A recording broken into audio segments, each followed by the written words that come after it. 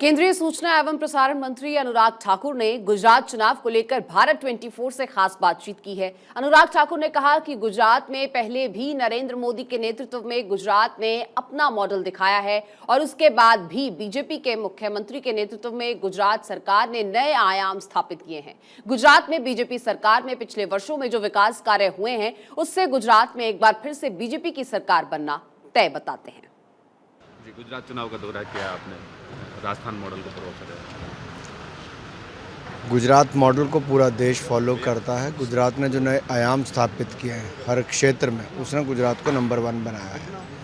जिस तरह से मोदी जी ने 2001 से लेकर 2014 तक गुजरात को चलाया और उसके बाद हमारी भारतीय जनता पार्टी की सरकारों ने फिर वापस उसको और आगे बढ़ाने का काम किया है, वो अपने आप में दिखाता है कि पूरा प्रदेश एक ऐसी प्रगति की राह पर है जिसको देखकर बाकी राज्य भी उस राह पर जाना चाहते हैं।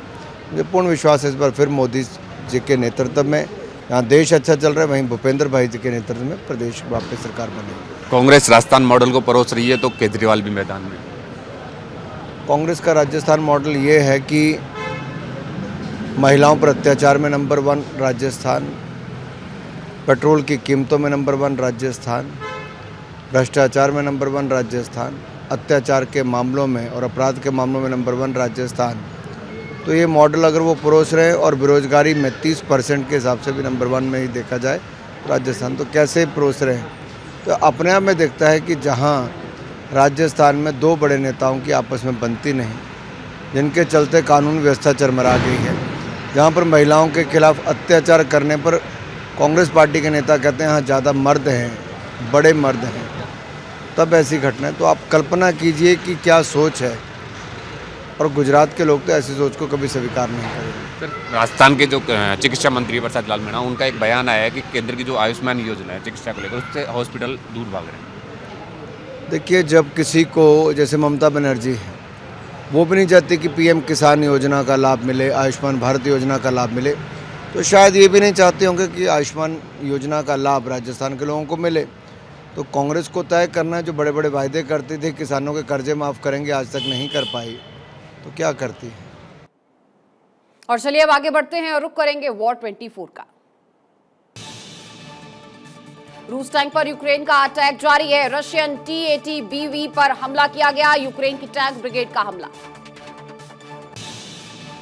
कीव पर अटैक का बदला लुहांसक में रूसी फौज पर हमला करके लिया गया। यूक्रेन का दावा है लुहांसक में रशियन आर्मी को बहुत नुकसान पहुंचा।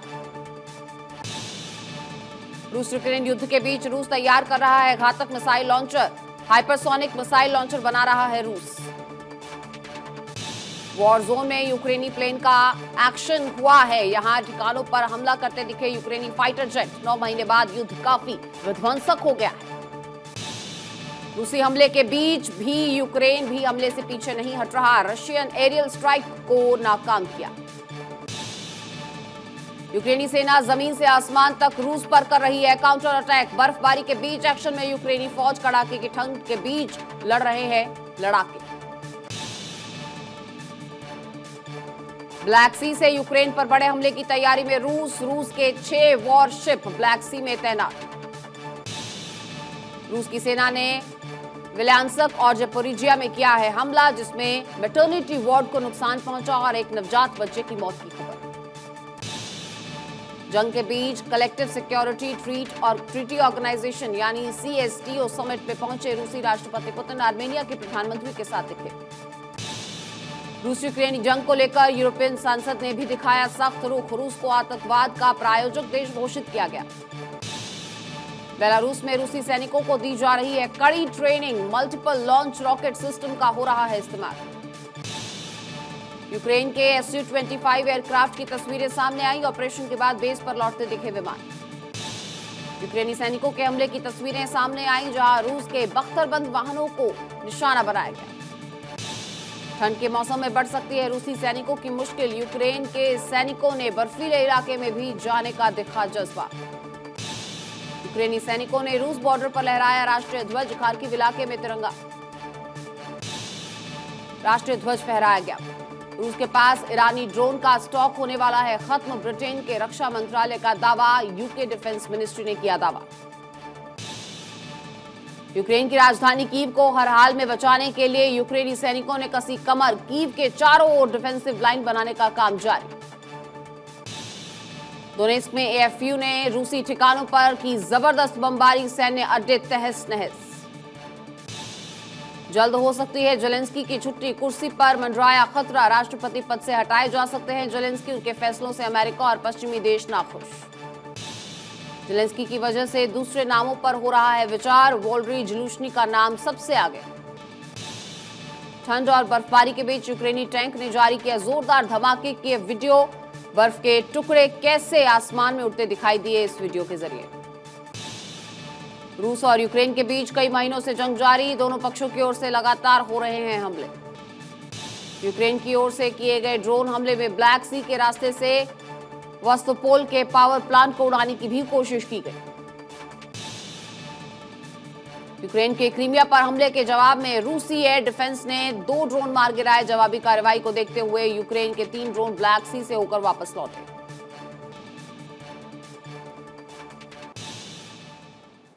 और अब रुक करेंगे भारत सुपरफास्ट का। जम्मू कश्मीर में सुरक्षा बलों को मिला संदिग्ध पैकेट। विजयपुरा में ड्रोन से गिराया गया ये पैकेट, जिसमें 4 लोडेड मैगजीन्स, 2 पिस्तौल्स, आईडी, घड़ी, बैटरी और कैश बरामद किया गया। सांबा में सुरक्षा बलों को 5 जगहों पर मिले ये पैकेट्स और पैकेट्स की जांच जारी है। सर्च ऑपरेशन भी इलाके में जारी। आंध्र प्रदेश पुलिस को बड़ी सफलता मिली, भारी मात्रा में हथियार विस्फोटक जब्त किया गया। बारूदी सुरंग बनाने वाला सामान भी बरामद। गुजरात मिशन पर प्रधानमंत्री मोदी पालनपुर में जनसभा को संबोधित किया, जनता से वोट की अपील की। पीएम मोदी ने लाचित दिवस की बधाई दी और इस दौरान 400वीं जयंती पर उन्होंने ये बधाई दी। गोवा में रोजगार मेले को संबोधित करेंगे प्रधानमंत्री नरेंद्र मोदी, कार्यक्रम को वर्चुअली करेंगे संबोधित। सीएम योगी आदित्यनाथ का झांसी दौरा आज और यहां एलबीएम स्कूल में जनसभा को संबोधित करेंगे। 327 करोड़ की परियोजनाओं का लोकार्पण करेंगे। आज संगम नगरी प्रयागराज का भी दौरा करेंगे सीएम योगी और इस दौरे को लेकर तैयारियां तेज। गुजरात की गोधरा में ओवैसी की जनसभा, ओवैसी ने बीजेपी और कांग्रेस पर साधा निशाना, यूनिफॉर्म सिविल कोड की निंदा की। असम सीमा पर हिंसा को लेकर मेघालय सरकार का प्रतिनिधिमंडल आज अमित शाह से कर सकता है मुलाकात, सीबीआई जांच की होगी मांग। बजट की तैयारियां तेज, सेवा क्षेत्र और व्यापार संस्थाओं के प्रतिनिधियों से मुलाकात करेंगी वित्त मंत्री निर्मला सीतारमण। राहुल गांधी आज टंचा मामा की जन्मस्थली पर आदिवासियों को करेंगे संबोधित। प्रियंका गांधी वाड्रा भारत जोड़ो यात्रा में शामिल, पति रॉबर्ट वाड्रा और बेटा रेहान भी साथ। आज और 25 नवंबर को राहुल गांधी के साथ चलेंगी प्रियंका गांधी। मीडिया में सीसीटीवी फुटेज का प्रसारण रोकने को लेकर सत्येंद्र जैन की याचिका पर सुनवाई आज। सत्येंद्र जैन ने राउज एवेन्यू कोर्ट में दायर की है अर्जी।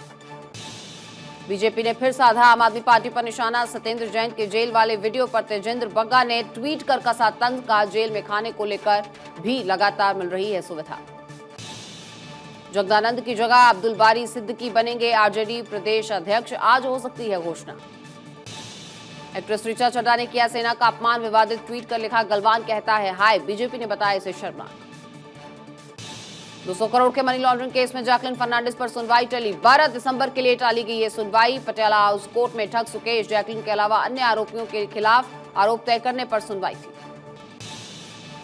देश में हिजाब विवाद और यूजीसी विवाद के बीच उत्तराखंड के मदरसों में लागू होगा ड्रेस कोड, एनसीईआरटी की किताब पढ़ेंगे मदरसों के छात्र। कर्नाटक के पूर्व सीएम कुमारस्वामी ने मांगी माफी, कांग्रेस नेता के लिए कहे थे अपशब्द। ओडिशा के मुख्यमंत्री नवीन पटनायक ने पूर्व मुख्यमंत्री नवकृष्ण चौधरी को उनकी जयंती पर पुष्पांजलि अर्पित की। भोपाल सांसद प्रज्ञा ठाकुर का बयान, कहा हिंदू लड़कियों को हिंदू लड़के से ही करनी चाहिए शादी, श्रद्धा हत्याकांड पर भी बयान दिया। बीजेपी के राष्ट्रीय महासचिव अरुणा सिंह का बयान, राहुल गांधी पर साधा निशाना, कहा पद यात्रा से कोई असर नहीं होगा, गुजरात में बीजेपी एक तरफा जीत हासिल करेगी। पूर्व मुख्यमंत्री और एआईएडीएमके नेता पनीर सेल्वन का बयान, कहा जरूरत पड़ी तो मैं भी राज्यपाल से मिलूंगा और उनके खिलाफ विपक्ष के नेता पालनीस्वामी ने राज्यपाल को सौंपा है ज्ञापन। असम के कामरूप जिले में लाचित बरफुकन की 400वीं जयंती, असम में नौका दौड़ प्रतियोगिता का आयोजन किया गया। सीएम अरविंद केजरीवाल से नाराज दिल्ली के सनातन धर्म मंदिर के पुजारी, उसमें सीएम अरविंद केजरीवाल और आम आदमी पार्टी के नेताओं का प्रवेश वर्जित है। दिल्ली एम्स का सर्वर डाउन, हैकिंग की जताई जा रही है आशंका, मरीजों को होना पड़ रहा परेशान। जयपुर में केंद्रीय सूचना एवं प्रसारण मंत्री अनुराग ठाकुर ने कहा, गुजरात में पहले भी नरेंद्र मोदी के नेतृत्व में अपना मॉडल दिखाया गया और बीजेपी के मुख्यमंत्री ने भी गुजरात सरकार ने उनकी नेतृत्व में नया आयाम स्थापित किया है। लखनऊ में साउथ सिटी स्थित टेंट हाउस में आग लगी और इसके कारण लाखों का सामान जलकर खाक हो गया। दमकल की गाड़ियों ने आग पर काबू पाया। सिद्धू मूसेवाला हत्याकांड मामले में गैंगस्टर लॉरेंस बिश्नोई को 10 दिन की रिमांड, दिल्ली कोर्ट ने एनआईए को 10 दिन की रिमांड दी और लॉरेंस को एनआईए ने गिरफ्तार भी किया था। आफ्ताब को महरौली थाने से लेकर निकली पुलिस, आज हो सकता है पॉलीग्राफ टेस्ट, कल बुखार की वजह से नहीं हो पाया था। श्रद्धा मर्डर के आरोपी आफ्ताब को कोरोना होने की आशंका है, पुलिस आज करवाएगी कोरोना टेस्ट, नेगेटिव आया तो होगा पॉलीग्राफ टेस्ट। आफ्ताब से होंगे 60 सवाल, 3 सेशंस में ये सवाल किए जाएंगे, हर सेशन में हो सकते हैं 20 सवाल। मंगलवार को आफ्ताब से पूछे गए थे 30 सवाल। आफ्ताब का नार्को टेस्ट भी चल सकता है, कल आफ्ताब की खत्म हो रही है रिमांड। लखनऊ में मडियाव थाना क्षेत्र में 2 पक्षों में मारपीट हुई, जमकर लाठियां चली, फल की खरीदारी को लेकर दोनों पक्षों में झगड़ा हुआ था। पीड़ित पक्ष का कहना है 6 लोग बाइक पर सवार होकर आए और उन्होंने हमला किया है, पुलिस मौके पर तैनात है। बिहार के औरंगाबाद में जमीन विवाद सुलझाने गई टीम से ग्रामीणों ने की मारपीट, 11 पुलिस वाले घायल हुए। राजस्थान आईएएस एसोसिएशन ने मंत्री रमेश मीना की फटकार पर नाराजगी जताई है। मुख्य सचिव उषा शर्मा ने सीएम से इसकी शिकायत की। दरअसल कार्यक्रम के बीच में फोन उठाने पर फटकारने का मामला सामने आया था और अब तूल पकड़ रहा है। रक्षा क्षेत्र को मजबूत करने के लिए सेना बड़े पैमाने पर एंटी ड्रोन प्रणाली खरीदेगी और इसके लिए सेना ने 63 एकीकृत ड्रोन पहचान की है और प्रतिरोध सिस्टम खरीदने की तैयारी को मंजूरी दे दी गई है। यूरोपीय संसद ने रूस को आतंक प्रायोजित देश माना है और इसके साथ ही रूस को आतंकवाद के रूप में एक राज्य प्रायोजक के रूप में नामित किया गया है। कांग्रेस के पूर्व अध्यक्ष राहुल गांधी ने एक बार फिर से बीजेपी पर हमला बोला। बीजेपी पहले डराती है, फिर हिंसा कराती है, देश में नफरत, हिंसा और डर फैलाया जा रहा है। कांग्रेस अध्यक्ष मल्लिकार्जुन खड़गे ने संचालन समिति की पहली बैठक बुलाई। 4 दिसंबर को संचालन समिति की यह बैठक होगी। शीतकालीन सत्र की रणनीति पर विचार होगा। राहुल गांधी के भारत जोड़ो यात्रा यूपी में 7 दिन तक रहेंगे इस दौरान और मथुरा से सहारनपुर तक इसके लिए रूट तय किया गया है। दिसंबर की जगह अब जनवरी में ये यात्रा आएगी। कर्नाटक और महाराष्ट्र में सीमा विवाद संग्राम जारी है। सीमा विवाद पर कर्नाटक से सुप्रीम कोर्ट में भिड़ने की तैयारी में शिंदे सरकार। महाराष्ट्र के पूर्व कैबिनेट मंत्री आदित्य ठाकरे ने बिहार के सीएम नीतीश कुमार और डिप्टी सीएम तेजस्वी यादव से मुलाकात की, जिस दौरान आदित्य ठाकरे ने कहा विपक्षी एकता बनाने की कोशिश जारी है।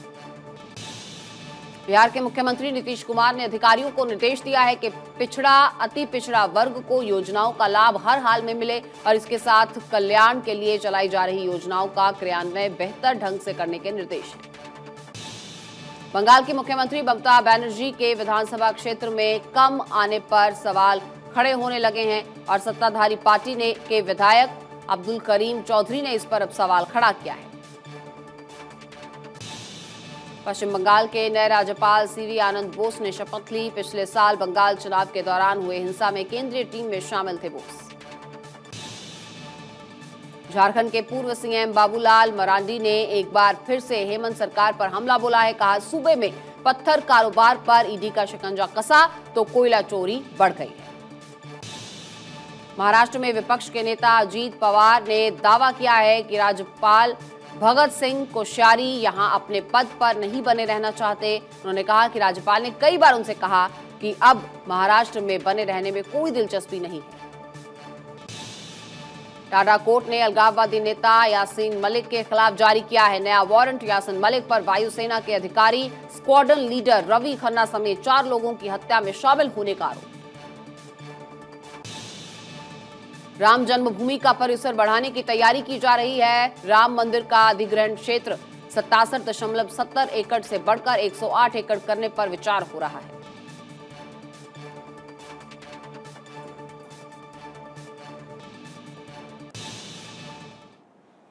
और यहां रुक करेंगे बड़ी खबर का, जहां दिल्ली, यूपी, उत्तराखंड में आईटी की छापेमारी, कई प्रॉपर्टी डीलर्स के ठिकानों पर छापेमारी हुई और 36 से ज्यादा जगहों पर आयकर विभाग ने छापेमारी की है।